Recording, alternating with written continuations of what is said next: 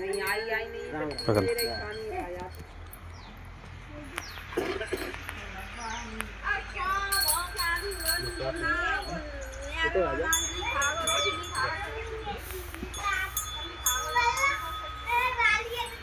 Vaso करिए पोषण के लिए जैसे ही प्रेग्नेंट वगैरह है जाएगा नहीं तो 6 महीना के बाद 2-2 किलो दानों पर डे इन्हें मिलना चाहिए।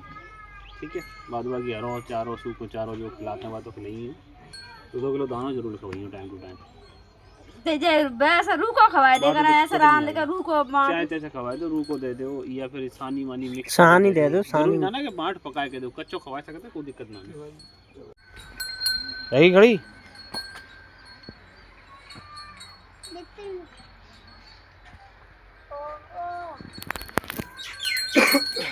ना भाई